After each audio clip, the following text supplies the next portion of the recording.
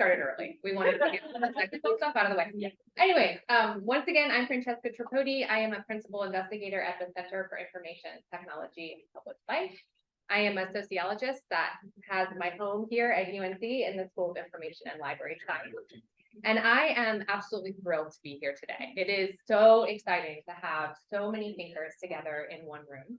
And interestingly enough, as I was walking in this morning at 8:30, there were two people with a big suitcases and signs offering free Bible classes. And I thought, wow, today is a way to start the day. And I think what was really fascinating about seeing these people on the sidewalk is that I think often we think about religion as this very physical, participatory space.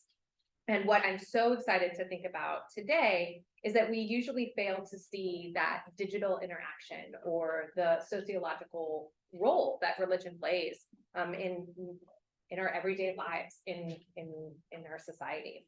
So today we're going to center religion, but also the way that people engage with it through other mechanisms than in-person engagement. Obviously, there are many religions throughout our globe and many thinkers who have primarily done their life's work around this. Today, we are centering mostly Christianity and white Christian nationalism within the US context. Although you'll see not everyone that we've invited today focuses on that. So we're really excited for a very vibrant conversation. CTAP is dedicated to understanding the growing impact of the internet, social media, and other forms of digital information in the context of people who design, use, and convert them. We are particularly interested in the intersection of people, platforms, and power. And our research takes a holistic approach to studying how technology and social inequality and power structures shape the use, development, deployment, and dissemination of such technologies.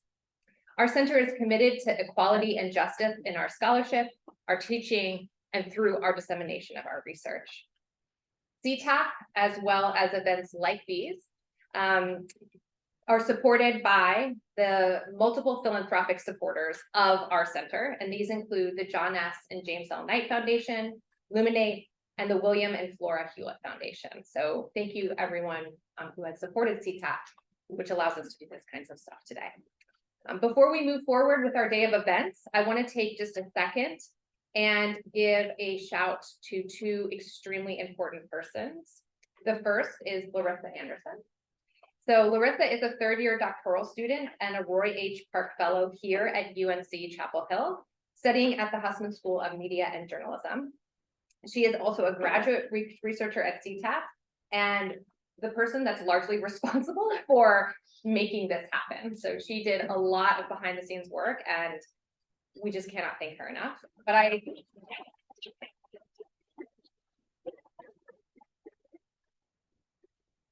But since we have a lot of leading scholars in this area, I'm also going to take a second to highlight and let Larissa's research sparkle for a second, because her work draws really important connections between American religion, media, and technoculture. She's presented at many prestigious conferences and also received the top paper award for her research from the Association for Education in Journalism and Mass Communication. Her master's thesis, "You Can't Fight What's Already Happening, Right?" A case study of Christian live streaming, is already in press with the Journal of Religion, Media, and Digital Culture. And she's going to continue this important work as she pursues her PhD, using qualitative research methods to advance new frameworks that fuse critical internet and race studies with media theory and digital religion. So we're just so excited to have you as part of CTAP, and thank you again for your hard work today. And we are very lucky to have a fantastic programmatic and administrative associate, Felicity. Oh my gosh, why did I just not write down your last name, Nancy? I'm like so tired today.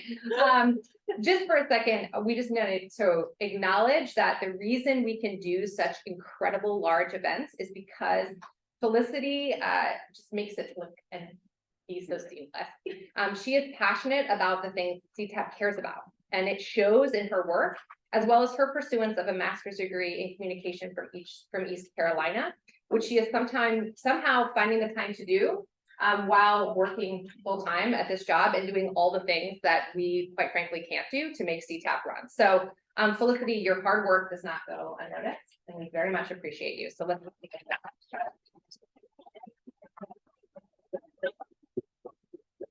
So how is today going to go? We have two really amazing panels today. Larissa's going to moderate our first panel titled When God Goes Viral, where our invited guests will talk about how digital culture intersects with socio-technical aspects of life, from everything like COVID-19 to racial dynamics of religion.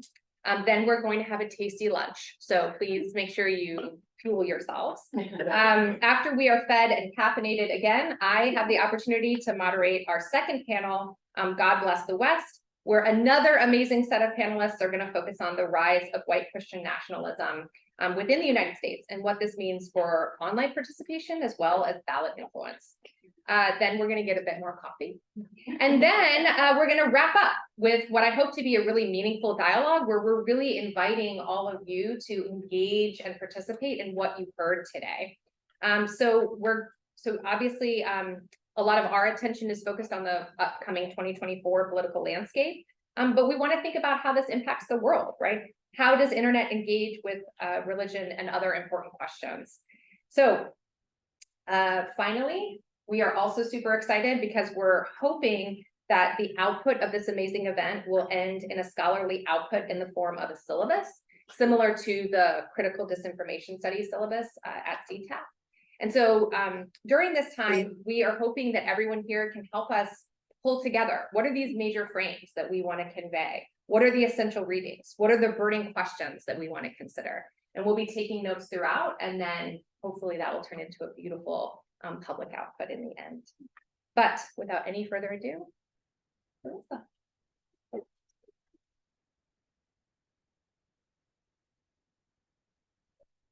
All right.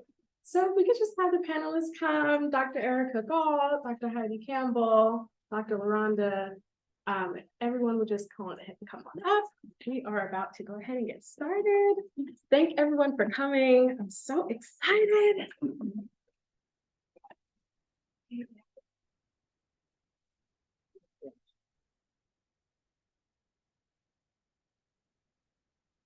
All right.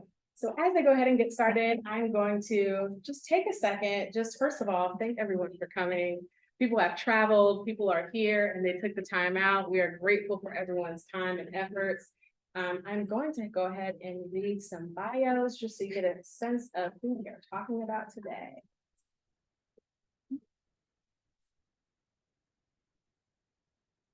Perfect.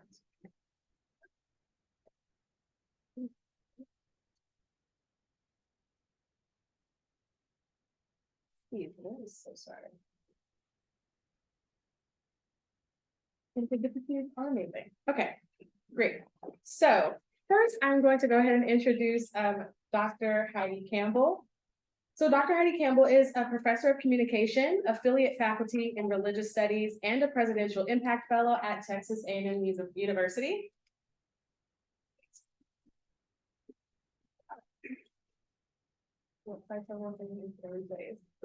Sorry about that. All right. Sometimes you just got to be old school.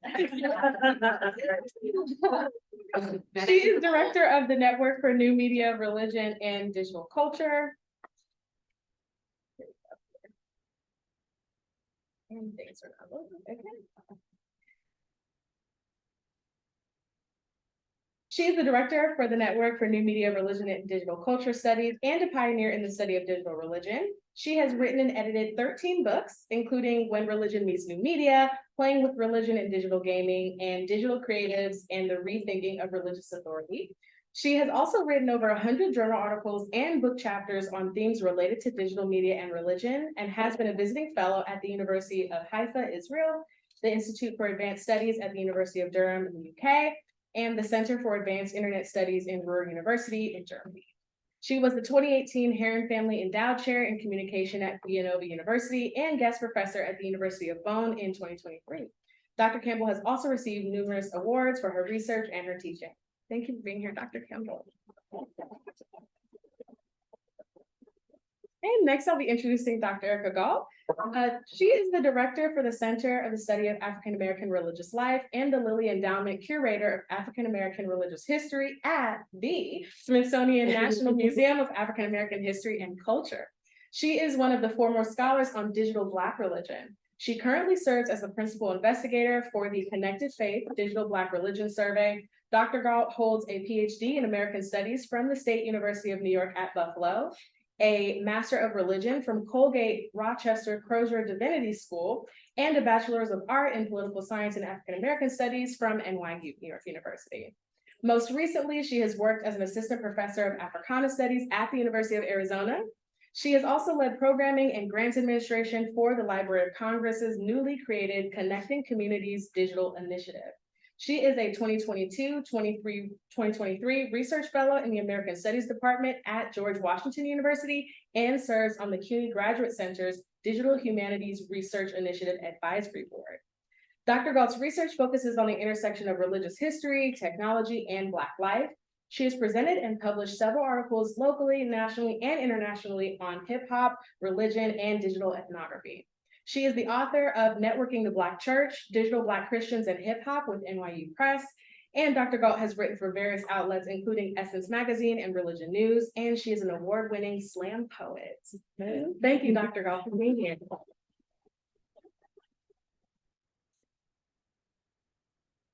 And last but not least, Dr. LaRonda Manigault Bryant. She is a professor of African American and Diaspora Studies at the University of North Carolina, Chapel Hill, where she serves as the current director of the Sonia Hayes Stone Center for Black Culture and History. A proud native of Moncks Corner, South Carolina, Dr. Ron navigates the academy as a scholar artist, where she merges her life as a thinker, musician, and filmmaker, including her work as the founder of Conjure Girl Blue Productions, a small media company specializing in nonfiction storytelling. She is the author of multiple academic books, public-facing writing, and films, including Talking to the Dead, Religion, Music, and Lived Memory Among Gullah Geechee Women, and the award-winning documentary short, Death, Everything, Nothing. Welcome, Dr. Ron.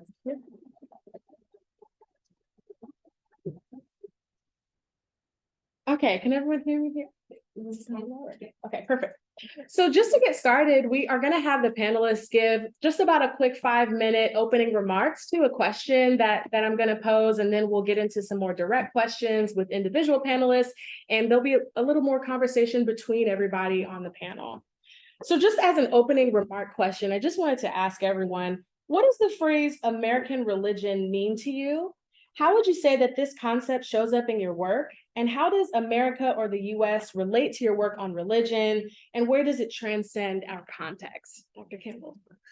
So my main research area is in digital religion studies, and I look at the intersection of Judaism, Islam, and Christianity. And I'm actually a late scholar coming to studying American religion because I did all my PhD work in Europe, and I lived over there for about a decade.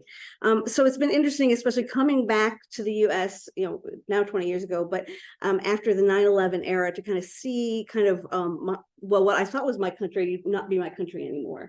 So it's been really interesting, both kind of in a personal journey as well as kind of as an academic. On a personal level, I grew up in very much kind of a fundamentalistic, hyper-conservative Christian nationalist community. And so I feel like the last 2 decades has been a time of deprogramming for me, and examining and again, especially a lot of the conversations now, it's like involving people that I grew up with and friends, and to see kind of just how, certain ideologies, where they lead to. But right now, I'm really interested in kind of a couple phenomena. One related to American religion. One is I've been studying how churches and religious congregations have been adopting and adapting technology during the pandemic. It was been a kind of a light bulb moment for many congregations that were consciously ignoring or kind of pushing against technology as they've kind of moved into this more digital era. And it's been interesting to see kind of the responses, as well as kind of just the tensions that's created for them theologically as well as sociologically. I've also been doing a lot of work and looking at kind of issues of religious bias that have been communicated in the US. Specifically, I had a decade-long project on internet memes. And so I've been looking at kind of how these kind of images circulate online, how they evoke certain kind of discourses in America about American culture and American popular views about different religious and racial groups, and kind of how can we actually combat these kind of mean memes and digital stereotypes that kind of reaffirm some of the worst ideas of us. And then the third area, I'm really interested in kind of how just American religion in the post-pandemic era has so adapted to and adopted technology that it's kind of thrown maybe its discernment out the window, and especially in the era of AI, and looking at the implications of kind of post-human and non-human discourses as we move forward into kind of trying to get a balanced response to AI technology and digital ethics. Amazing. Thank you so much, Dr. Coffey. I'll start with the first question regarding American religion, and reflecting on that question. It feels dangerous, you know, to define American religion, especially given the history for bodies like myself, counted as neither religious or American. It's giving shades of Barbara Jordan when she's talking about the Constitution, and she says, I was not included in this we the people.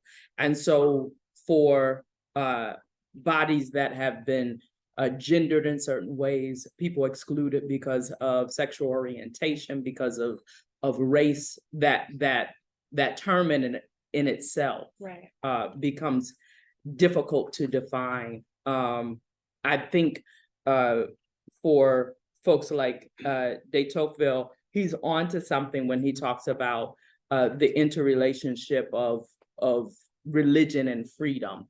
And that is what becomes so irresistible to enslaved Africans in the Americas. And so there is something very natural, if you will, I place quotes around that, about freedom within the American religious context that remains very attractive for those who have been marginalized by American religion. And so there's that. And then I think of American religion as this very important site for thinking about freedom, but also for thinking about the terrors visited upon folks of African descent. Ibn Said and his narrative talks about religion in some very fascinating terms, where he says that he was enslaved in a Christian land, or depending on whose translation, in a Christian language. And so thinking about language and religion and the kind of networks, and even Said, even him writing his narrative in Arabic is this kind of indictment of American religion. And so first and foremost, this has to be this site, American religion, for me, in which we interrogate the history of America, simultaneously as a site of tremendous hope. And so I think of religious voices like Pauli Murray and her talking about hope as the song in a weary throat, and how integral that has been to folks of African descent in the Americas. And so my work is born out of that, to move to thinking about what does this mean for my work. So I'm from that tradition of holiness Pentecostal where I can talk a long time. So I'm going to quickly move on. You know, it's just my preacherly vibes, you know. So I think of that, but I also came from that tradition where Jesus went into the grave on a Friday and he got up early one Sunday morning. Early, very early. Don't get me in order. But there's freedom in that, you know, as a core, as this very fundamental understanding of what it means to be Black, of what it means to be religious, and embodied in a certain way. And so I'm drawn to definitions like Nancy Ammerman's and thinking about lived religions, embodied kind of everyday practices. I'm most recently fascinated by hush harbors, and how we think of them in a modern context, but how they fall back on earlier understandings and kind of technologies that Black folks have created, spiritually so, and we have not called them as such. I think even of Said and re-envisioning religion within this kind of Muslim framework in America, as a kind of spiritual technology in itself, and thinking about these other spiritual technologies around language and networks, for folks like Harriet Tubman, and how she makes use of technology, her understanding of technology, or folks like Nat Turner, as very important for my work in rethinking hush harbors in the modern context and in the digital context. And I'll stop there. There's lots of synergy, I think, between the ways that I think about the term American religion and what you just articulated, Dr. Gall. I mean, when I first saw the question, my meter response was boo. But I booed because I was like, oh God, it's not a question.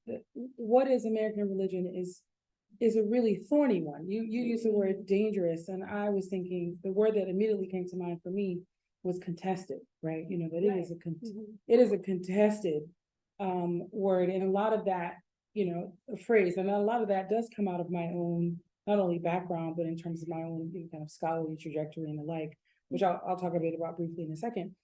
So contested was the word that came to mind.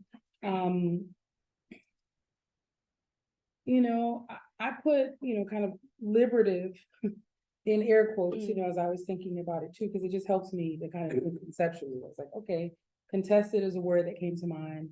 Liberative in air quotes comes to mind.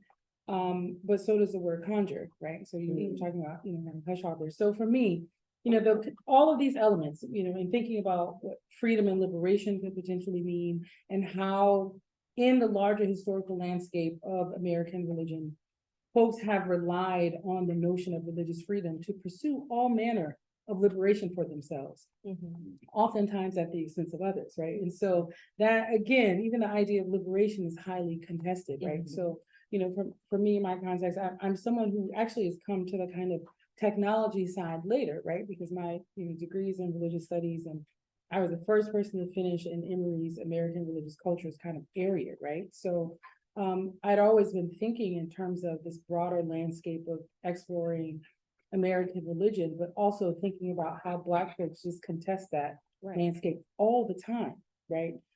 Which is why a concept like conjure is so important to me, right? So, I think of American religion as not only being a contested phrase because of those histories, but also because of the implementation of, again, the pursuit of religious liberation within communities. And so for Black folks, that's also highly contested in the same way that there is an aspect of, we can tune up to, we get, we went down on a, if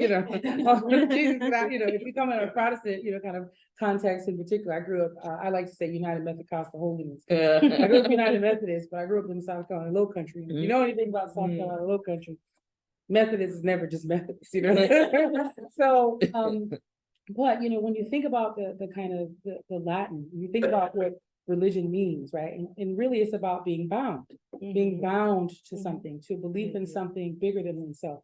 And how complicated is that for Black folks? Yes. Right? To adhere to something, to recognize that it's about being bound when there's so many wrestlings with bondage, right? So for me, that, contestation in the pursuit of liberation is always, kind of really rubbing up against themselves. And that for me is the beauty of thinking about conjure, because it gives us another way of thinking about how to navigate the American landscape. I mean, another way of thinking about conjure is really, kind of piecemealing. I think that people are constantly piecemealing the ways that they understand belief and faith and practice to make sense for them, right? I think that that is a very regular, kind of thing that we do on a day-to-day basis.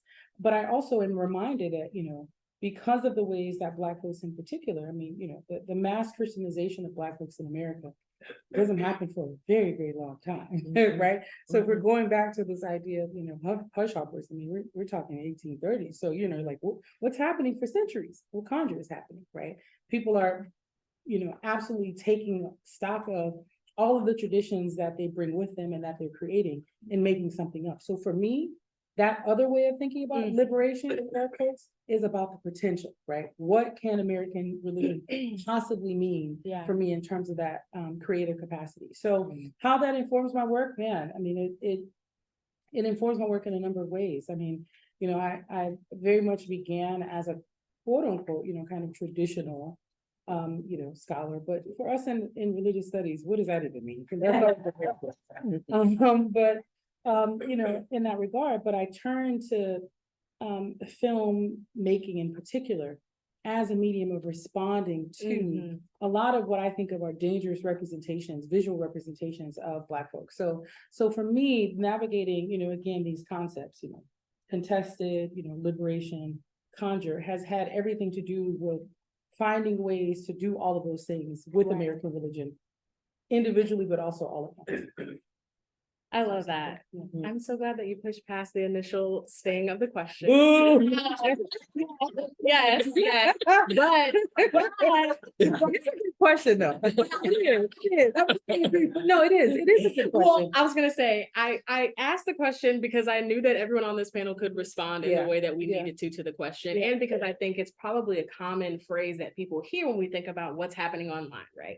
We think about religion and tech and we say, oh, what's happening in a church? What's happening in an institution? But asking questions about power, asking questions about embodied individuals, asking questions about race, asking questions that get us to a different place of thinking about what freedom could be, right? And I love Erica Galt's paper. She talks about digital Black religions and Black religions having a freedom-seeking quality. And I love that phrase that you use, because I think what people think about when it comes to technology is that liberative potentiality. What is possible with technology? And what are the ways in which we're confined because of the ways in which technologies in and of themselves are encaptured by these political systems, these technocultural systems. So you're hitting every point that I was excited for you to hit.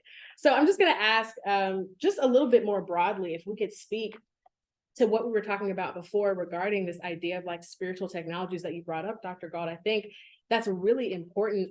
What does that idea mean in terms of how we understand what's happening in the world right now? And you spoke a little bit about the hush harbors as that is a spiritual technology. Could you talk a little bit more about how your work deals with spiritual technologies today? I'm thinking specifically about your book and some of the content creators that you follow. Could you speak a bit more about that? Yeah, sure. So I often want to think in these terms that centralize the more folk wisdom, but mostly just Black epistemologies, Black ways of knowing and being in the world. Songs like I Got a Feeling Everything's Going to Be All Right, that I grew up with, and really questioning how do you know though? Like where did you get this feeling? And the response always is Holy Ghost told me everything's going to be all right. How do you make room for the conjure that has always been a part of Black religion? And remains in the digital space. So quite recently, I'm really interested in these shouting TikToks, because I don't have a home church and I feel at home in that kind of context. So if I can't get to a church, which is less important to me in these elder millennial years of mine, but I still feel a kind of tug to that. So on Sunday mornings, if I'm not in church, I'm looking at TikToks, and the one that grabs me most recently is the one where he says, the devil, I had a tussle with the devil and I won. Yeah. And by the time he says, I won, the music goes up Mhm. and you're supposed to start shouting. Yeah. So there's TikTok after TikTok of people like showing off their Yeah. shouting skills, Yeah. you know, and I thought of on what level that operates for me. And Yeah. it's recalling this open space, this hush harbor, if you will, happens in that space of celebration. Yeah. And several digital sites that are able to recreate that kind of loop that Trisha Rose talks about in hip hop, you know, that space where you just keep looping the spirit. And nobody else knows unless you have been in that context or from that context, what is being mediated in that kind of moment. That is a hush harbor. It is a site of connection. It is this kind of network that is speaking, or way for the spirit to be made known and to be known by the spirit, where one is ushered into this holy place. So the digital creates these moments again and again, this over proliferation sometimes of certain moments where over and over again, you can be ushered into the spirit. You can be ushered into Black sacred space. And so I'm really fascinated by those kinds of ways and where I see this kind of connection with what you talk about, Dr. Campbell, of these kinds of places and means where you see yourself, you know, where you are brought into community by participating in these kinds of ways.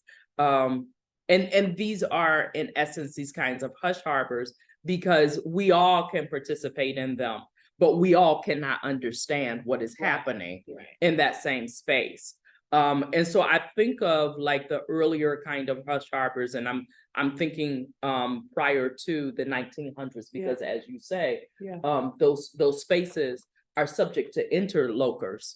Once we come out of the hiding places, and we're talking about the Great Awakening, where everyone has access now to the clearing. But within those kinds of spaces, all around it, there are others. There are always others, and there are onlookers, and yet that space is made hidden, and it remains sacred.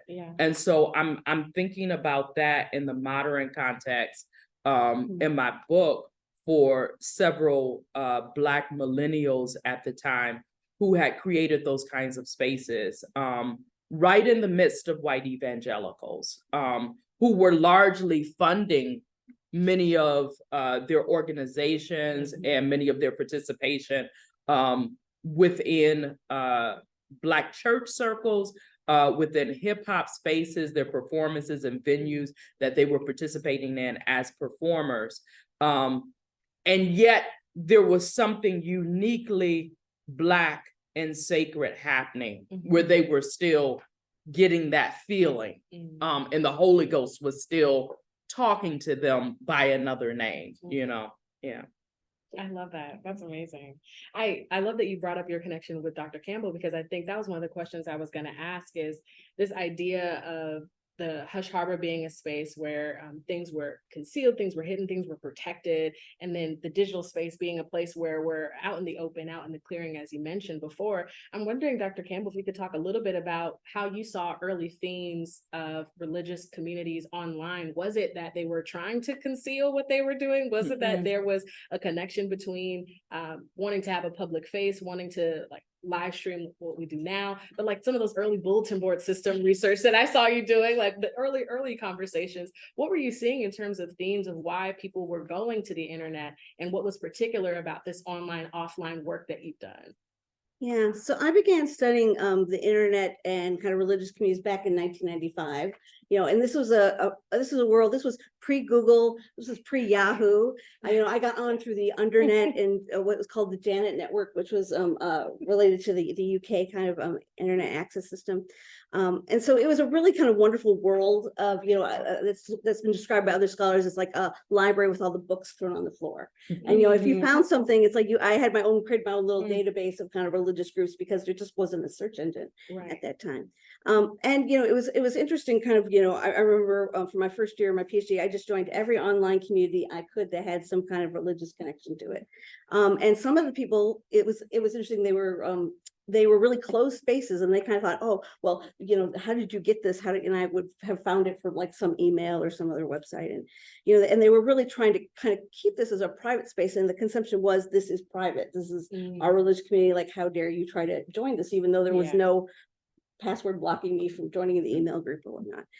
And other groups were kind of like just so welcoming. And again, this is the early days. And so it was so much easier to do research on religion and the internet 20, 30 years ago, because it was all novel, new, and everyone just had a sense of reciprocity. And the assumption was, if you're joining a religious community and it's part of your religious identity to be here, then you're going to be truthful and honest. And it wasn't until maybe into the mid 2000s, people began to say, oh, people are using this to behave badly. So there was these two kind of economies, people trying to privatize it and people trying to kind of use as a public spaces.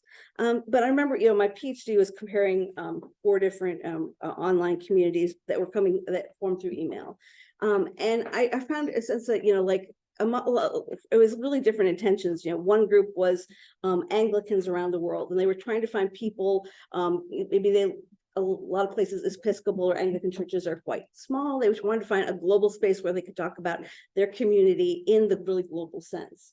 And another group of people had formed, this was again the 90s, the Toronto Blessing Renewal movement was this big thing, from maybe religious studies and Pentecostal movement, and people around the world again were trying to connect that had this renewal experience or gone to Toronto, and they wanted to kind of create this kind of shared conversation. And then another group was of seeing impaired of Christians that again they felt rejected by their church, and it was interesting because I was part of the group for maybe 3 months before I realized that anyone was seeing impaired. It wasn't until hey, where's the best place to find Braille resources? And so it was these interesting kind of conversations but a couple of things that they shared is, one is they sense that there's something missing in my offline community, and that's what's drawing me online, whether it's my religious identity, whether it's my theology, whether it's my sense of kind of acceptance and community. They also was a kind of a sense that for them, because of their theology, that kind of gathering in a mediated or disembodied space wasn't problematic for them. There's some religious traditions, Methodism, Roman Catholicism have a lot of problem with a lot of aspects, of kind of digital worship or digital engagement. But a lot of Protestant, especially more kind of evangelical leaning, it's not as it's something that they can theologically kind of rationalize out. And I think the other thing is that they wanted to go someplace where, in the words of Cheers, everyone knew their name and they were glad. They wanted to find that connection, and I think it's still one of the reasons, like what Erica's book shows, that just people are looking for this kind of a space where I can have a common language, a common experience. I don't have to explain all bits of my story, and there's just a general acceptance about that story in there, and I create that safe space. I think the challenge continues to be what I call back in 2000, the chocolate chip cookie factor. You can't email somebody a plate of chocolate chip cookies. You can't. People still long for that embodied kind of connection at some point, especially we found that out during the pandemic. But there's oftentimes, just because of our mobility, because of the communities we live in, we may be the only person from a certain religious, cultural, ethnic background, and that we look for those communities that people, although they're willing to use the internet as a supplement, and for more and more people it's becoming a major supplement, and actually online, I say the offline experience is becoming secondary. We're seeing a real shift, especially in Generation Z, I think. So it's just it's a really I think there's a lot of reasons why people kind of went online, and And it's, yeah, again, I would just say that there's this real kind of cultural shift I've noticed in the last 10 years of my students where their religious experiences often are first online, you know, their first religious conversation, first time visiting a certain religious community or attending the, you know, a worship event is online, and then they go offline to seek that community in a broader sense. So I think it has a lot to do with kind of the sense of the digital opens up these kind of spaces, but we also talk later about how the digital is so, we always think about this place of freedom, democratization, but it's a very, very controlled space. And I'll just say kind of one more thing. When I was 1986, when I started my PhD work, you know, the internet was this brand new thing. And so I was a grad student like you. And I remember a group of us kind of found each other through the university kind of email list. And we kind of made a meeting with all the scholars at the University of Edinburgh who were studying the internet or some aspect of digital culture.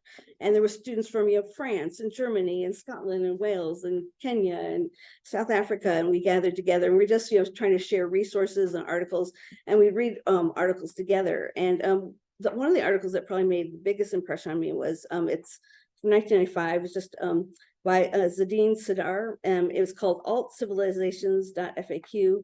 Cyberspace is the darker side of the West. And it was, the main thesis is that, you know, that cyberspace in many ways is this new colonial power of the West. And it was my gateway drug to Bakhtin, and it forced me to go back and reread all of my Stuart Hall I'd read from my undergrad and realize and begin to kind of see just how a lot of technology, both the rhetoric of technology and waste design, is designed for, you know, Fordist, Western, Enlightenment, white privilege. And you know, it forced me to kind of see like, well, this culture has been set up ideally for a certain group of people, and it's kind of meant to intentionally or unintentionally exclude certain groups of people.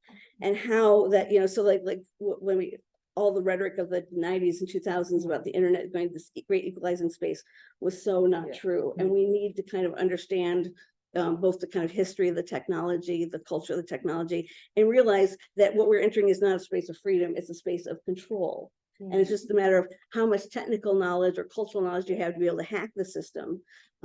And how much are you willing just to kind of go blindly and be kind of coerced by the system.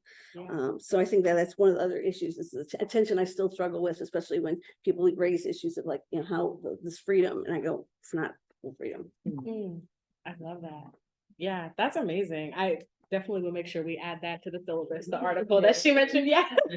Yeah, I mean, going to the question of freedom and control, I mean, I wonder, Dr. Ron, even as a scholar artist, right? Like the idea of freedom and control being something, especially for embodied, racialized beings, how you think about that in your work as a concept and what the digital brings to that problem. Yeah, I mean, this is why I started my own production company. Because I was worried about control, right? I started because I wanted to have a means, a medium to put out the work that I wanted to put out, to control it in terms of determine as best I could who has access to it, well, especially disseminating, right? What does it mean to actually distribute information about Black experience, about Black women's experiences, about Black women's embodied religious experiences, et cetera, right? So yeah, I would say I wrestle with this question all the time. I wrote this book about Tyler Perry.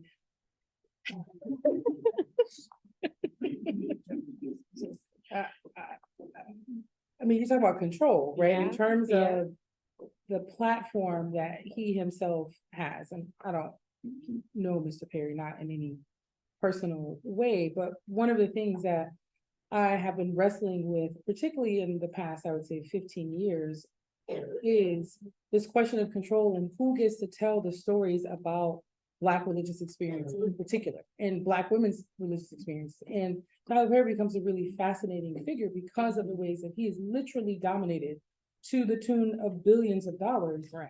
The stories that get told about Black communities. And to a scholar of religion, I mean, you know, it may not necessarily be obvious to a number of people who are watching about how what Tyler Perry is doing is religious, but it goes back to what you were saying about TikTok. Those who know, right? I mean, you know, if the climax of a film is happening in a church context, even if you're not talking about it explicitly, there's something going on with religion, right? And so I really got on this trajectory because I used to teach many years ago at Wake Forest, and I was walking to my intro to religion class walking behind students. I was a ways behind them. They didn't know that I was there. And there was a young white woman who was from DC. Her father was a senator, and she was impersonating Medea. I'm not even joking. And I was like, oh, shit. There is nothing currently in my intro to religion class that's going to help her contextualize what it is that she saw on that screen and what it is that she's hearing in the affects of Tyler Perry's drag performance of Medea. I have to do something different, right? And so that was really a catalyst for me, because I was like, ooh, okay. This is translating out to an audience that likely is not the initial audience, right? Because we know the work of Tyler Perry, we know that he did it on the Black, the kind of remade Black Chitlin circuit in terms of plays, right? They were predominantly Black attended, performed, et cetera, plays that have this crossover appeal. So all of that is to say, I've been thinking a lot about the ways that representations of Black women's bodies in particular have been occurring, particularly in that kind of visual space. And so, yeah, that question of control is one that I've been, just really wrestling with. And I wanted to have a response, right, by creating a platform for creating real stories that actually tell stories of people who are living in real life that don't have to be conjured, no pun intended, right? They don't have to be made up.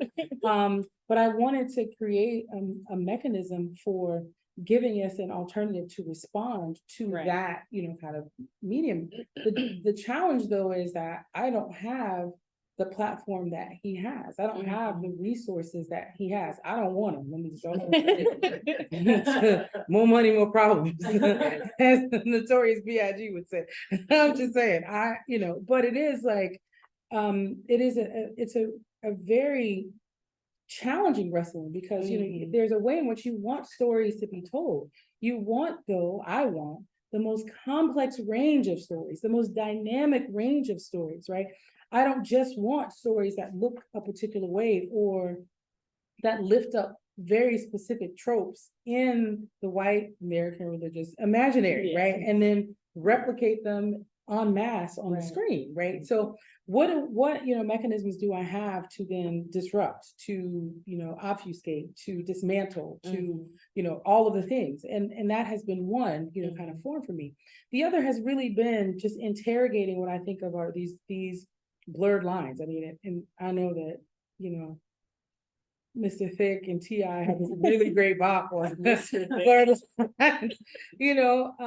but I do think of the ways that those lines of what we see as religious or irreligious, are so blurred, and technology does not help, right? And if we don't have folks who have the capacity in really sophisticated ways to interpret the technologies that we see and the images that we see, then we're losing, in terms of this control. We're actually being, we're being puppets in that way. And so that is absolutely a concern at the forefront of my, just kind of work and thinking as of late. And so, I've been trying to produce, by way of, documentaries, short form documentaries, foils to these stories that give, another kind of array of experiences.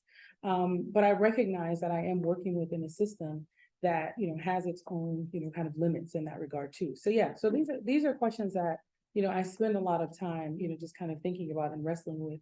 And I spent a number of years at Harvard at their Religion and Public Life program as a fellow. And one of the things that comes up all the time is, what are the tools that we're actually equipping folks with to be able to interpret effectively, efficiently, to be able to even discern? I would even say that word discerning is even more important than interpreting, because sometimes if you don't even recognize it, if you can't even discern that it has happened, that there is something about religious expression that has happened on the screen, then you don't even get to the point of being able to interpret. So like, how do you even equip folks to have the tools to discern them, then interpret them, and then translate, right? I mean, and so that discern, interpret, translate It's also, you know, kind Yeah. of where I've been living as of late, my thinking. Yeah, that's amazing. I'm thinking about, you mentioned Tyler Perry, and I'm thinking about like his email newsletter, right? So like even thinking about the different ways that people garner their connections Yeah. through technologies. Yeah. And as content creators, like you can think about someone like Issa Rae, right? Yeah. And the reasons why she was doing what she was doing, I'm Yeah. a Black girl on YouTube in Yeah. particular. But look where it took her now into having, you know, so many multiple businesses, Yeah. wine and all kinds of things. Mhm. And the fact that there is that wanting to have control over the ways in which their narratives are told and wanting to be able to engage in their own practices, which sometimes don't come across as religious, but there is something really empowering about looking at Issa Rae in the mirror, insecure, rapping to herself Yeah. before she goes on a date. Yeah. I do find that spiritual. Yeah. And even Dr. Cole, like you mentioned, TikToks, I'm thinking about, there was a trend that was just really relatable as a graduate student. This woman singing in like really, really, really powerful gospel hymn, like I'm about to go lay down. And that in and of itself was Yeah. just like, oh my God, it was healing to hear. Like, Mhm. yes, I need to lay down. Yes, I need to rest. Like this is a part of like what I deserve. And so I think that's really interesting in terms of thinking about content creators and influencer industries. Like, I'm wondering, between anyone, you know, anyone can kind of take the question, like, how are you thinking about content creators and their religious or irreligious practices? Like you said, do you see them as quote unquote influencers? Are they content creators? You kind of call them creatives in your work, Dr. Gall. How are we thinking about the people who are creating content online and how they identify, how they relate to the themes that we're discussing of freedom and control? I would say it really depends. sure. They define themselves so differently. Some really shy away from that term altogether of thinking of themselves as an influencer, despite the fact that that is precisely what they are doing. But it's been the commercialization of that term and really connecting one's brand to influence that I think creates some hesitation around that. For some folks, but some of them really operate pretty much in the traditional sense that preacher within the context. I'm thinking of some of the Christian creatives that I documented, but they're really operating in that same kind of model, and they might be spoken word artists. They could be folks like Candace Bimbo, for instance, who thinks of herself as she says a multi-genre theologian. Yeah.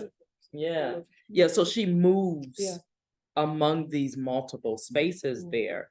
And I think it's really important for many creatives to think of themselves as moving beyond the kind of limitations of any one genre or any one kind of role to really map on to the way that these religious traditions, as we have talked about them, need to be terms and kinds of ways that fall away when we talk about the digital space. What all the possibilities that it has created for them to think past just one kind of faith tradition. That this is multi-faith, this is spiritual, but not religious in any way. That most folks are really hinting at when they talk about religion in these kinds of broader terms, or even talk about themselves in broader terms. I think Erica brings up a really good point just about, you know, the kind of term influencer has been so co-opted. It's a commodified term because influence traditionally is something we think of, you know, it's, you know, people give it to somebody or they recognize it's a label that you earn. But this is now a process in which you can kind of create yourself. And it's all about, you know, the branding, it's the commodification. And I think, you know, what is really more interesting is some of the what I think Erica talks about in her book, and so the people, they would almost be these unintentional authorities. That's like they didn't start out that way, you know, they wouldn't have this whole kind of scheme and they weren't planning to get a brand sponsor or anything like that, but they kind of merged and they kind of moved into that true area of having religious authority and speaking out of, you know, kind of you know, kind of a sense that it's being earned we have a community, and it's having kind of impact. It's creating kind of movements or kind of new ways of thinking. And I think, that's the one thing about the internet, there is this kind of the leveraging of digital media, but there's also this whole group of kind of, unintentional authorities of what I call, religious digital creatives. And sometimes they're not the people on TikTok.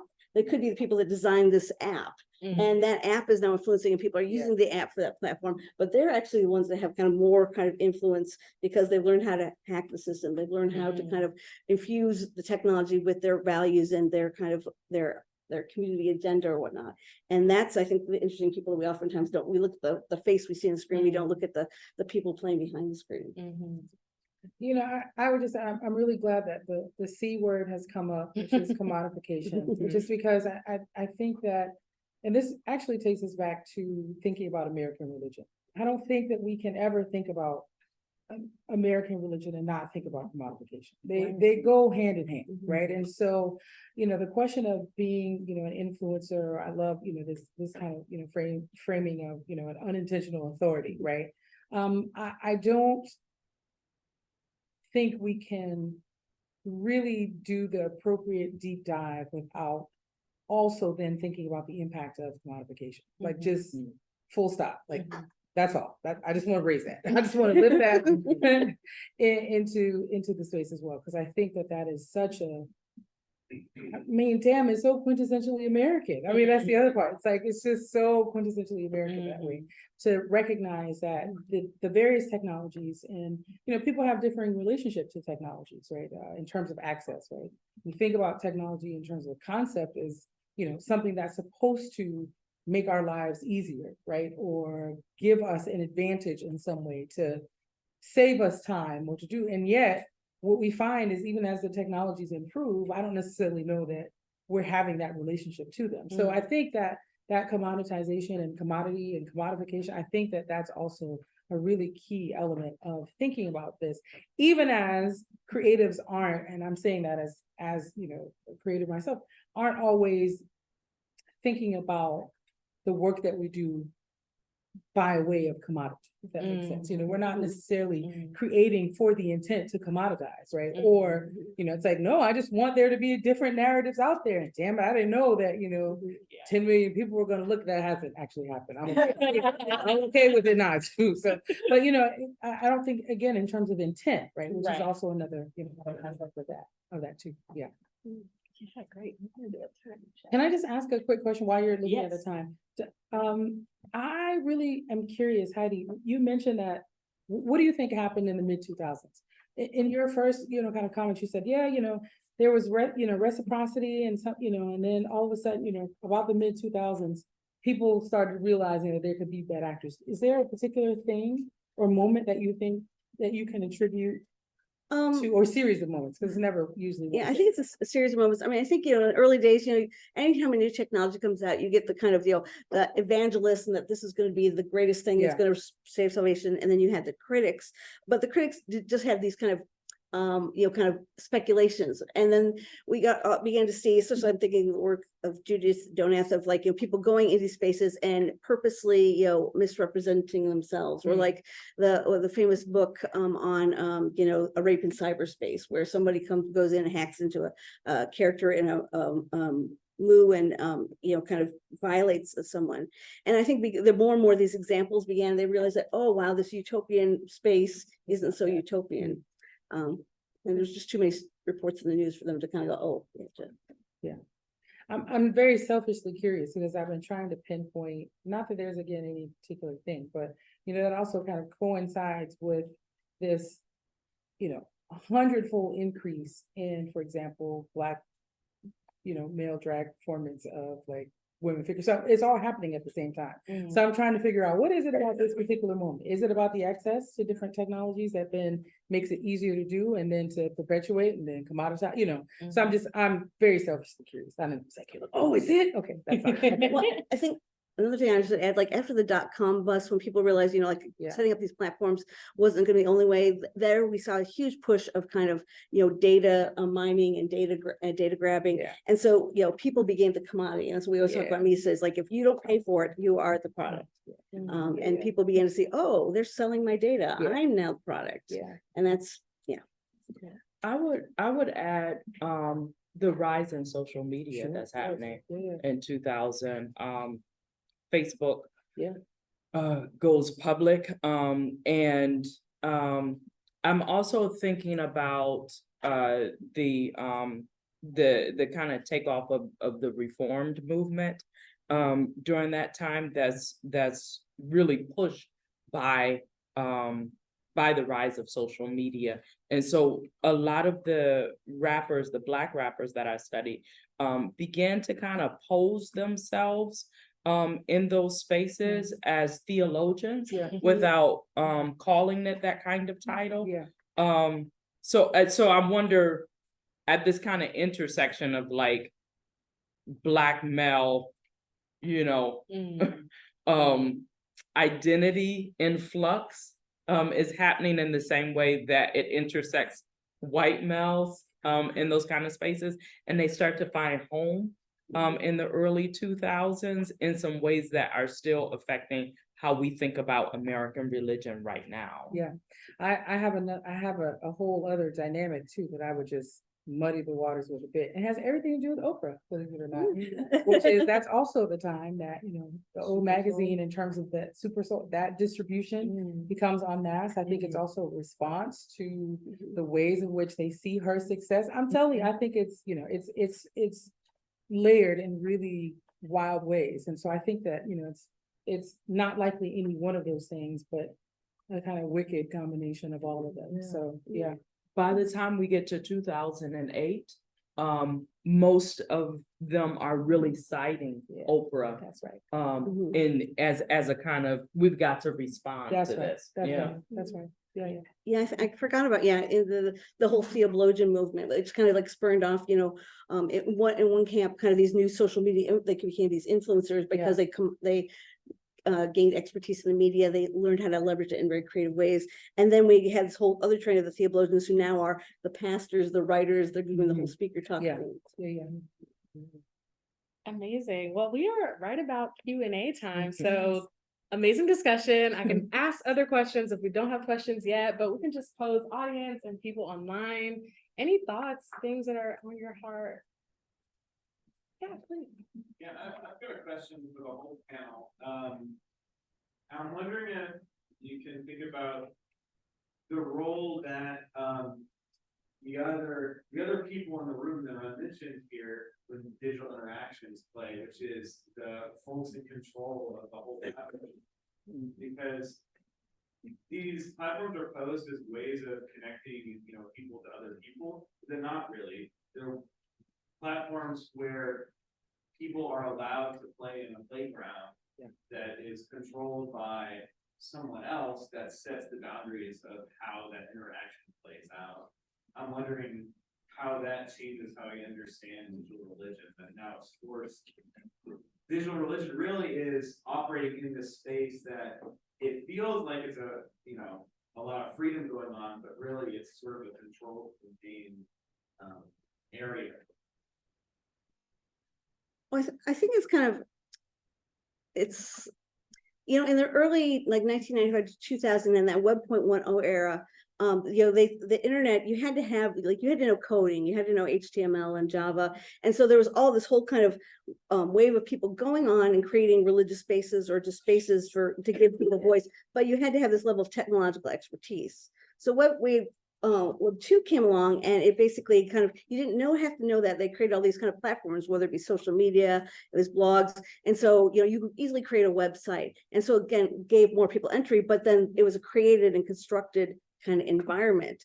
And so it's like, the high versus low culture debate, do you have, the people who are experts and they should be the ones that are kind of curating the experience, or do you let, the mass kind of come in, but then there's this kind of control behind the scenes. And I think that's the tension, because, I think it's better that we have it more open to more people, but it's just more being aware that these platforms, Facebook was basically about, guys that, trying to find the cute girls to date on campus, and then it was used for, other purposes and building social communities.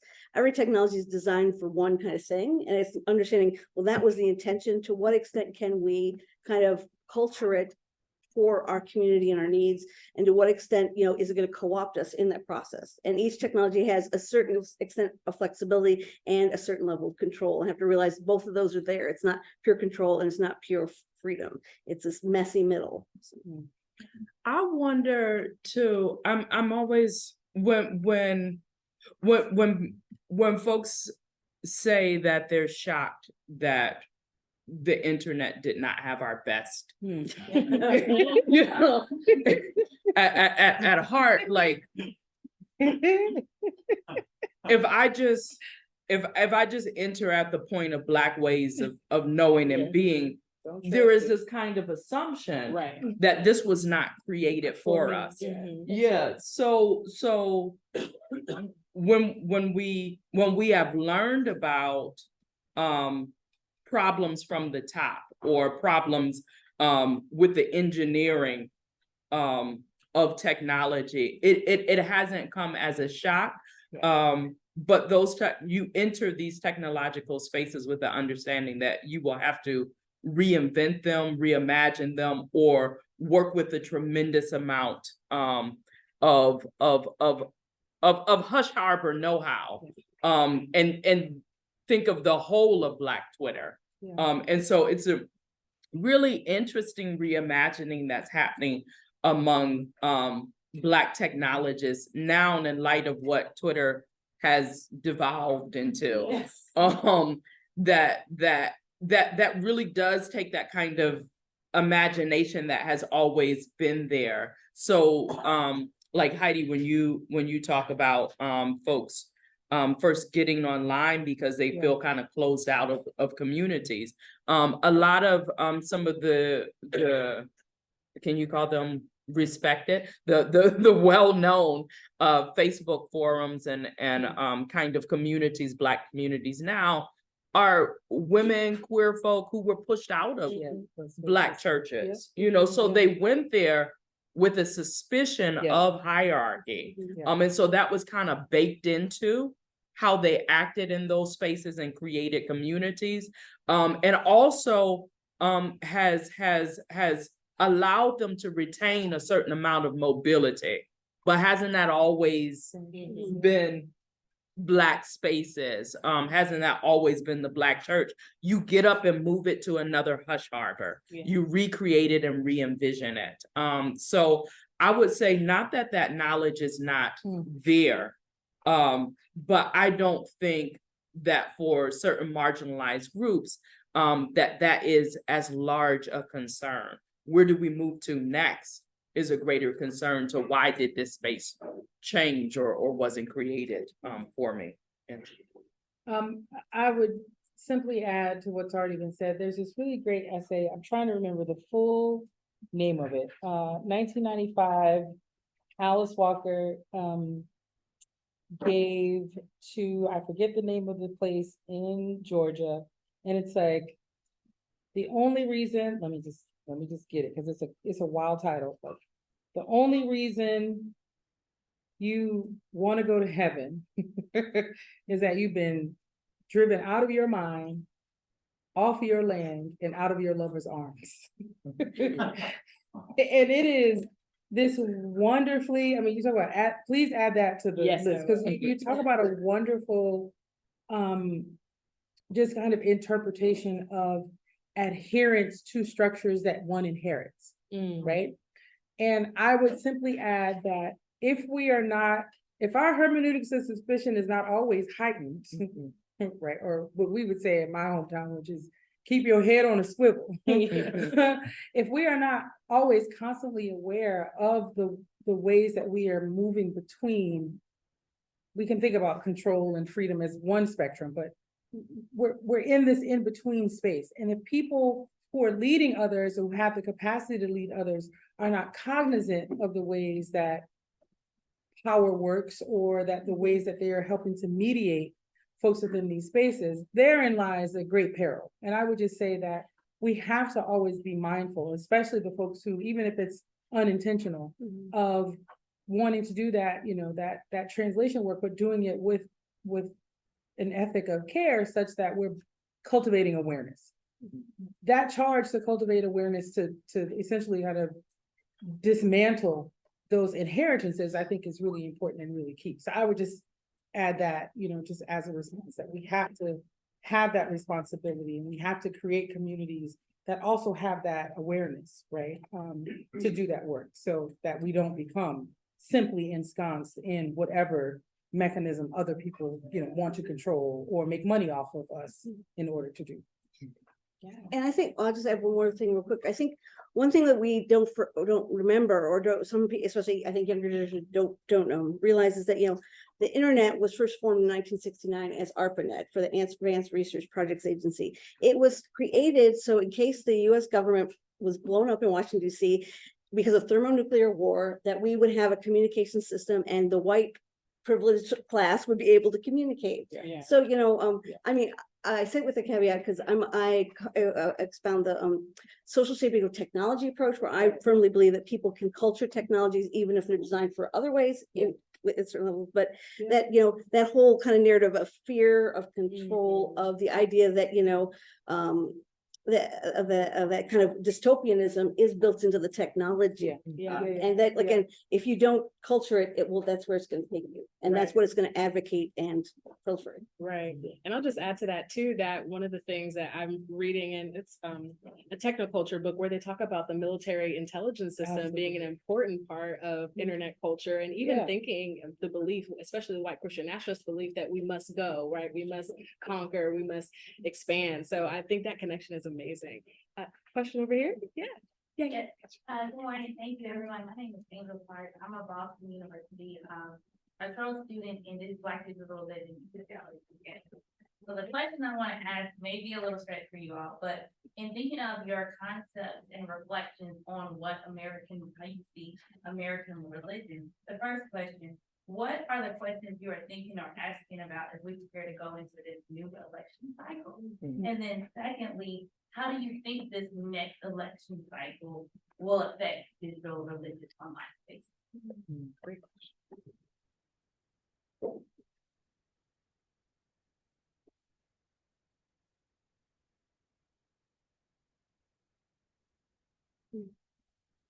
That's a good question. I think there's a point at which, and kind of thinking about the kind of last conversation that we're having here. To a certain extent, one of the interesting things is not that these don't matter for the communities that I've been studying, but it is this tremendous loss of interest in the electoral process, that the conversation happens in other ways, that would seem as though they're not speaking around the election, but kind of indicative of that, that is hard to tease out where that conversation is happening for the communities that I study. I'm thinking of around the Speaker of the House and the looming government shutdown that we were facing, which hit us pretty hard, being a trust organization at the museum. And when you think of a space like that is predominantly African American, you would think that would be the conversation on a lot of people's lips. But more broadly, our conversations around white supremacy, that you see those kind of conversations crop up. So I don't know if that answers your question, but it does really speak to the kind of ancillary nature of the election process in this current climate, especially post George Floyd, post all of the protests, and a kind of disillusionment with that process overall. Yeah, I'm not even thinking about that answer in relation to, kind of folks that I've, have written about or with. I'm just thinking about, my immediate response was thinking about how I am thinking about and or we are, as in my folk, are actually talking about this moment. And it actually goes back to what you said. What is like, okay, what's the next Hush Harbor? Where are we going next? What is it that we're doing? How is it that we're going to create space? You know, and so in some ways, you know, and it's not, ambivalence is actually not the word.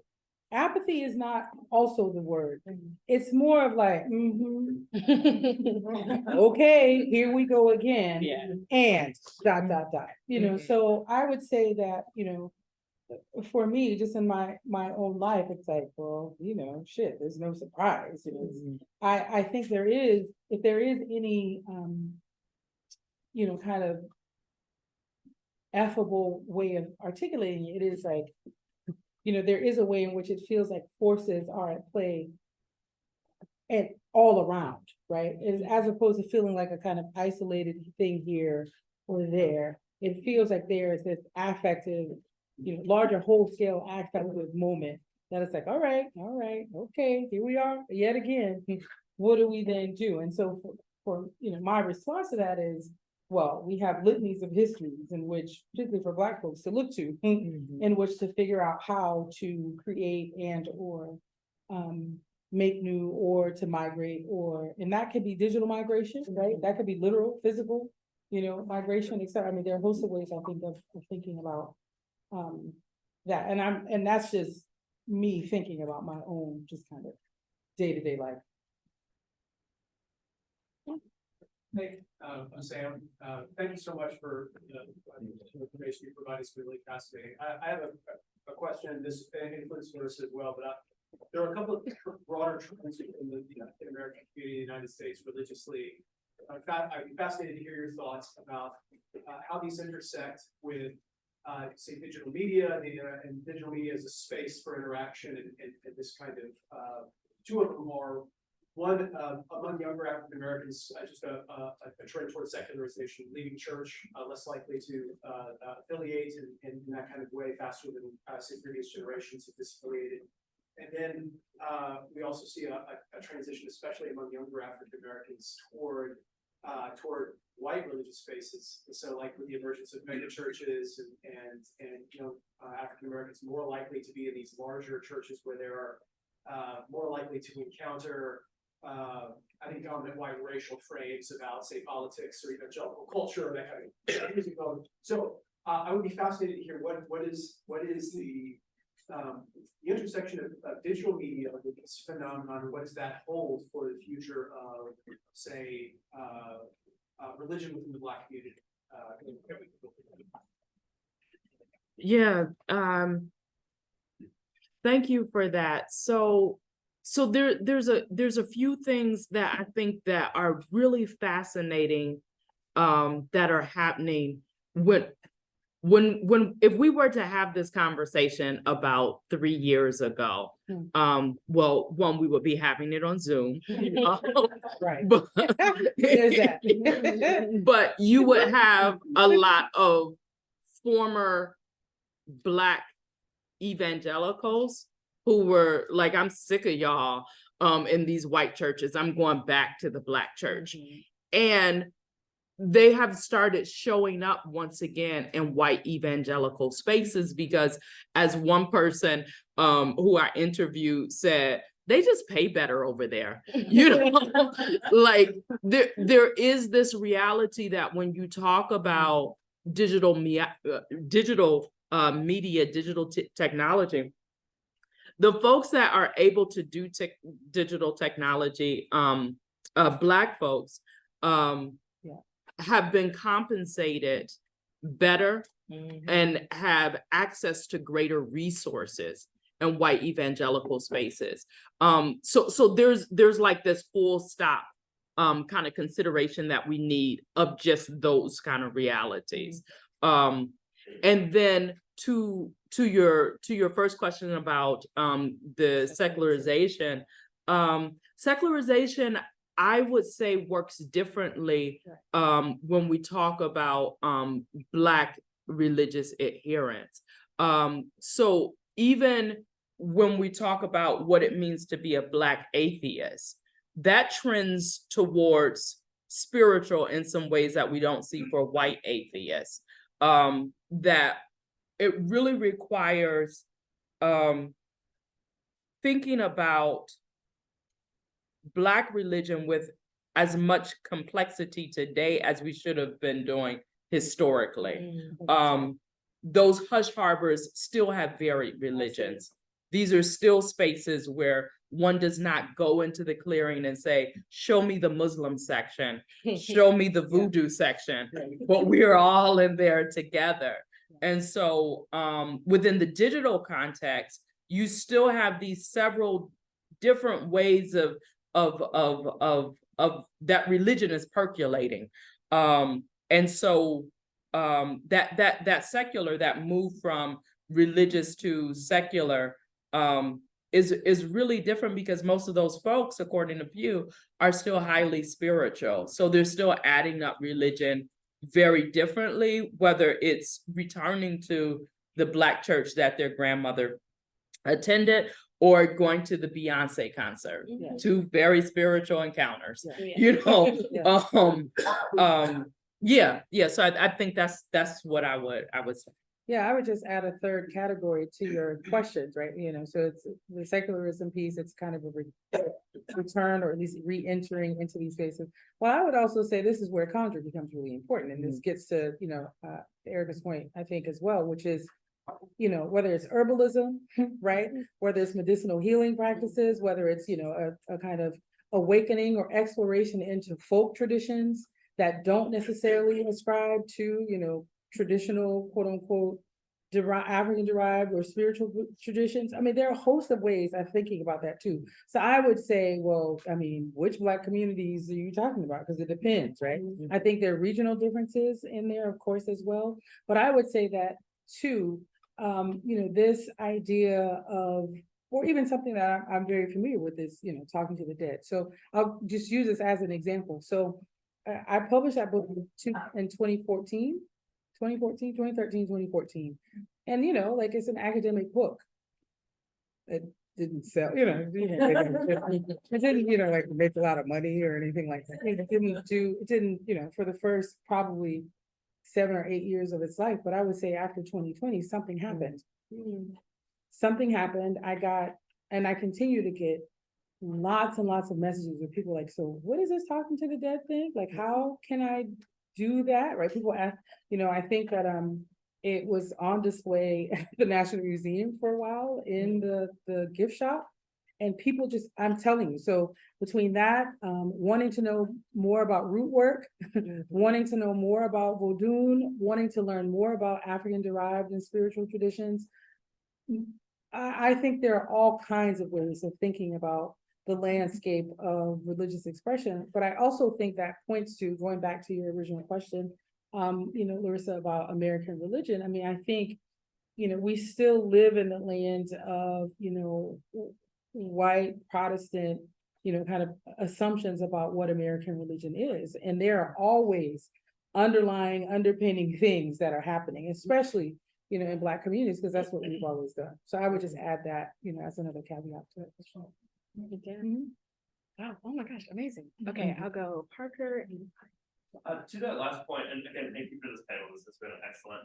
I'm curious if you all could talk more about some of the ways that digital technologies have helped to mediate interfacing between different religious traditions. We've talked a lot about how people have navigated within their own religious traditions and communities, but just to like throw out there a couple of examples, like thinking about things like potentially different religious traditions or spiritual practices showing up on a TikTok For You page, or people asking more explicitly with the intention to learn about other religious traditions on Reddit or on Yahoo Answers, rest in peace.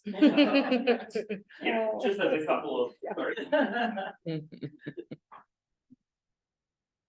So I've done a lot of work over the course of my career, especially looking in Judaism, Islam online, and there's been a lot of great examples it seemed to have gone kind of in a bit of a wave, like in the early 90s to the mid 2000s, there was a lot of interesting experiments. One was called Children of Abraham, but kind of trying to facilitate, both in Israel and in the US, these kind of conversations between groups. And I think especially during the era of utopianism of the internet, there was a lot more kind of tries, and then people realized it's really hard to do that. And I think now it's kind of moved to, rather than kind of these individualized experiments, to more like, how do we kind of change the discourse in general. I think like Ibo Patel's work and stuff like that of trying to kind of, has this kind of youth core, and then trying to train these people up to be kind of kind of mediators and discourse kind of facilitators online, then go into these digital spaces and kind of treat it. So I think the strategy has changed, and the challenge has been is that people realize that the internet doesn't actually encourage diversity in discourse. It encourages kind of these kind of tribalism, or kind of these echo chambers. And so you actually have to work really hard to create a digital space, or to reculture a digital space for those kind of conversations. But there's a lot of work happening, and especially a lot of groups here in the States trying to. Okay, there was another question from this end. Yeah. Yeah, great question. I really appreciate the conversation about pro movement, white supremacy, creating space for students. Curious to know if you have experience or any thoughts on how digital religion spaces and technology needs either as a tool for surveillance or as a tool against surveillance of different religious groups.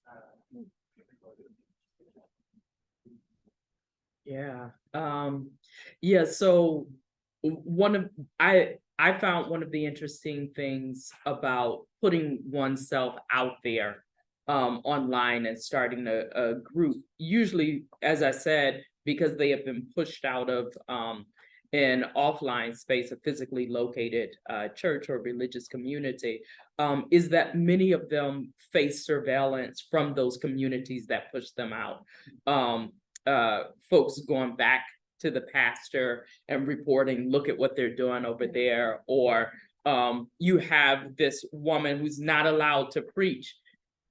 Isn't this an indication that she's preaching online? Or folks that might have spaces that were affirming of queer folk, or may have come out online doing screenshots of those and sharing them with physically located communities. And there being some kind of punitive consequence for their participation in those communities.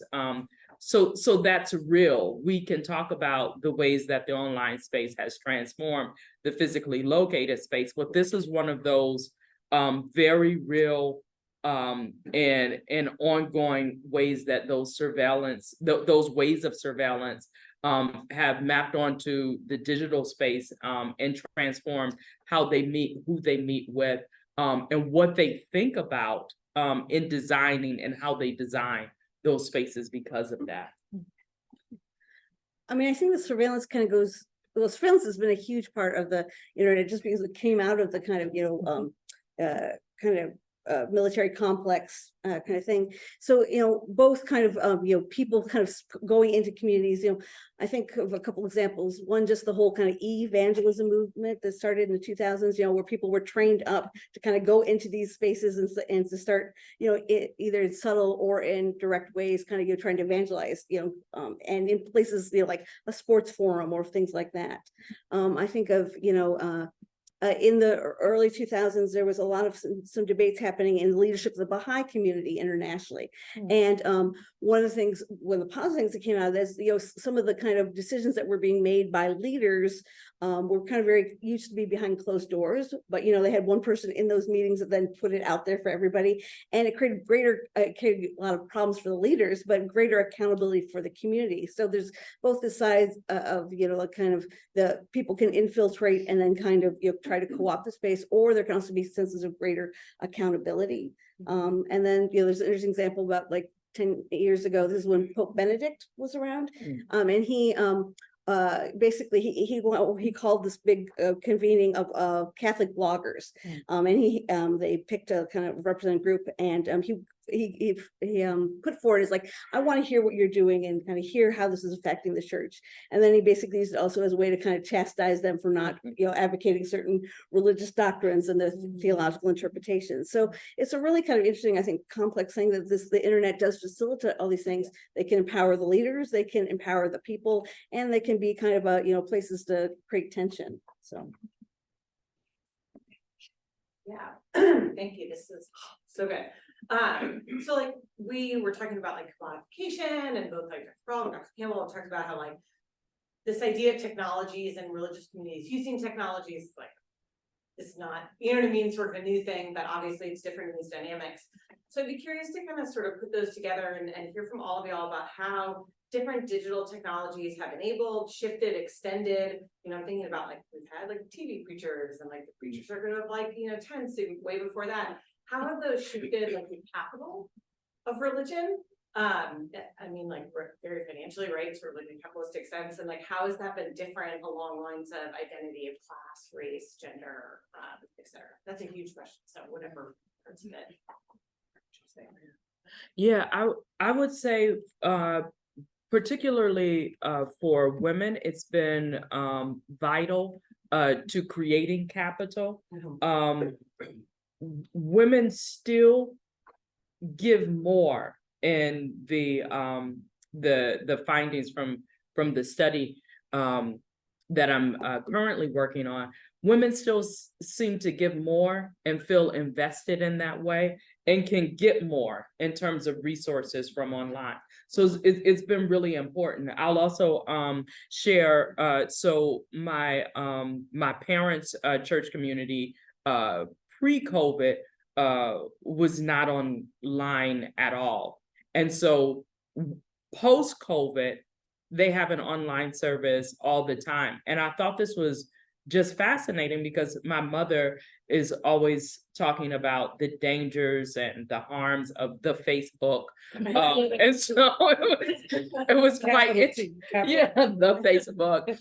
It was interesting seeing her get online. And they were one of the two folks that I had a chance to interview. And so hearing them talk about this online space is creating a community for senior citizens that was vital for members that they thought about as shut in, and also very important for raising the church coffers. Like you get more money from folks that are both engaged and invested in the religious tradition through digital technology, which was something that they had not seen before. So around that capital question, it becomes really important for these different communities in different ways that feel kind of excluded. And I'm thinking elderly folk, women, and how you continue to raise finances. Yeah, I would just say that, in some ways it depends on the technologies of which we're speaking, right? So, for me as a filmmaker, there's something very, very empowering about letting anyone know that if you have something like this, the capacity for you to create, and tell a story of your own practice, of your own community, et cetera, is quite empowering. Now, does that translate in terms of capital? Perhaps not necessarily. So I would say that access is another way of potentially thinking about how we're framing, what we mean by technologies, right? What kinds of technologies are we talking about? Are we simply talking about, and I don't mean simply because it's simple, I just mean, are we talking about exclusively, kind of online spaces? Are we talking about access to the kinds of technologies that can transform the way that we, kind of think about what these online spaces, or what gets talked about in online spaces, is another way of thinking about that too. So I would say, I think there has been a shift in terms of access.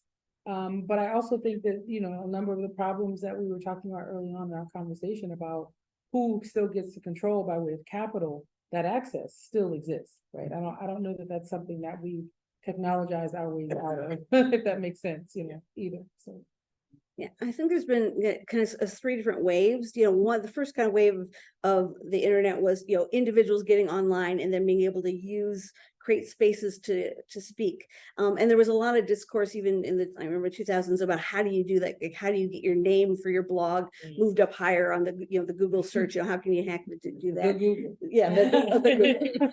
Also how, like I remember, especially within the emerging church movement, there was this whole kind of formula, like you get the blog, you get this ranking, you get this number of hits, and you get the contract with Zondervan, and then you go back and get a master's in divinity, and then you become now you're a world-class speaker. It worked for about 4 or 5 people, I know, but it's always about empowering the individual. And then somewhere around like kind of 2010, a lot of religious leaders began to get more willing to experiment with digital media, and they began to go, if you want to have a continued authority with your offline community, you have to get online. And so in the last, going up to the pandemic, a lot of, especially larger mega churches, evangelical, really leveraging the technology and integrating that more into their ministry. And that's kind of why, especially these mega churches have taken off, because they had these platforms already in place before the pandemic kind of hit. And now we're in this interesting kind of space that, both individuals are being empowered and institutions are being empowered. And it's a little bit of a kind of tug of war,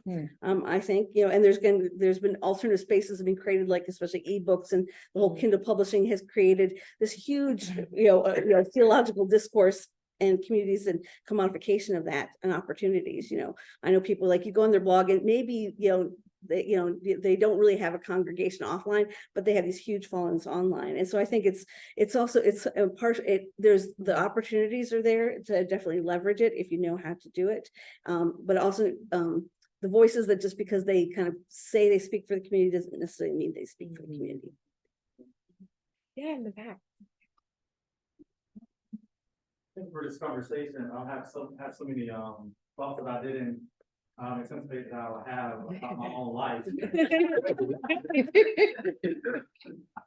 say that because in some ways I just realized that I was probably one of those early 2000 actors. I don't want to date myself too much and memorialize myself here, but yeah, I created an organization online in this kind of reformed evangelical sort of context. Called Reformed Blacks of America, and some of the emerging church and a lot of these reformed actors that you're talking about here as well. It was a fascinating time to creating a community.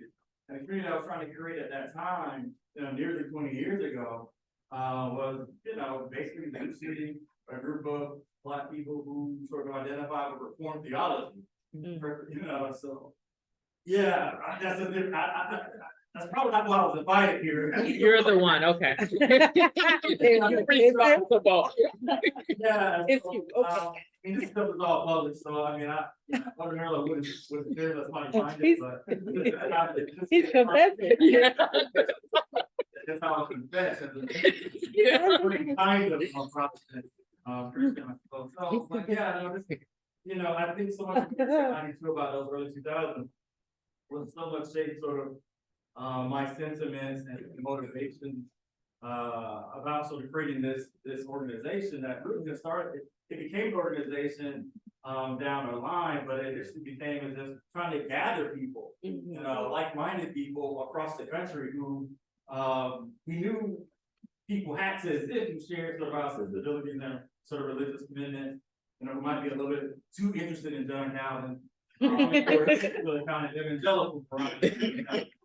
So, I love you, John Calvin, but anyway, Christians, but nonetheless, so when we had a lot of those kind of spirited sort of debates, and I remember, and I'll say this last point, but I remember so much in those, sort of around 2005, when a lot of these big sort of white evangelical sort of organizations and churches started creating their own sort of more public power church media organizations. I remember one was like the Gospel Coalition. Maybe somebody might know about that. Yeah. So and I remember I was invited to. It was a private meeting. The very first meeting, it was private, like religious leaders. And the only reason I was invited because I was like probably one of the few Black people who self-identified as Reformed in some way, who was talking mad theological trash about them, in public. Someone like John Piper and all these people, Mark Dever, Ligon Duncan, Wheaton College, the president who fired Larisha Hawkins. Phil Rankin, yeah, all those guys I was talking trash about. And theologically, we're sort of theological sophistication wasn't just these kind of little quips, but we were writing theological treatises, Black theological treatises. And so anyway, but partly how sort of the way these networks are forming and how I got invited is because I just happened to be public. And a lot of people sort of follow me, and I was blogging, I was writing like almost every day, but definitely like once a week, I had gathered other groups of like, you know, young Black folks who were like serious about Jesus in particular kind of ways, sort of more Presbyterian. And yeah, we kind of so in many ways that particular sort of subculture by force there in the mid 2000s, that kind of brings up into sort of like Ferguson and sort of like a lot of Black Christians becoming sort of kind of evangelical Christians becoming sort of disaffected with white evangelicalism, but then sort of come back as you were saying earlier. And I was saying to them 20 years ago, it's like white Christianity is heretical, you know, and I was thrown out. And so and I was like, this is not this, you know, and so it's refreshing to kind of sort of be able to think back, you know, over the last sort of 20 years about that history in a way that I haven't been able to do, you know, with the sort of minds and sort of methods and sort of frameworks that's been on display by our wonderful group of panelists. Yeah, I would just add one. Yes, thank you for your confession.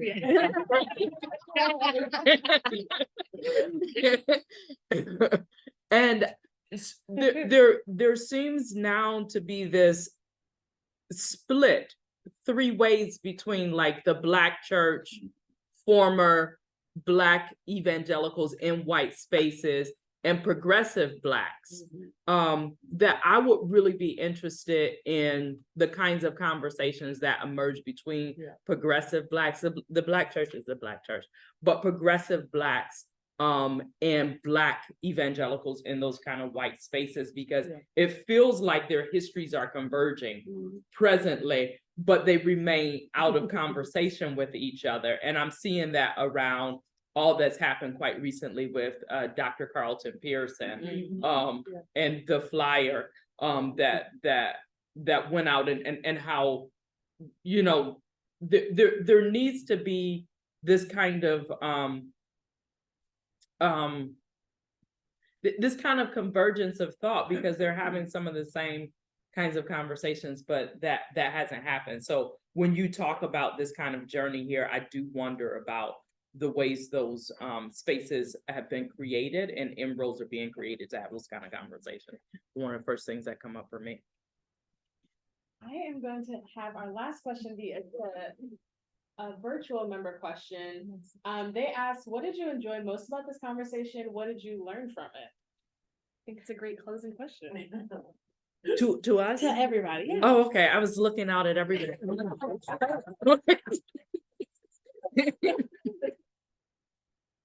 Yeah, but thoughts about, you know, key points that came up, things that you think we could talk about more, especially looking towards our conversation at the end of the day, things that you want to bring up again, things that we maybe can talk about later on, especially as we prepare to hear another panel with Xavier Pickett, who we just heard from, about white Christian nationalism. Thoughts about themes we've talked about here that are really important.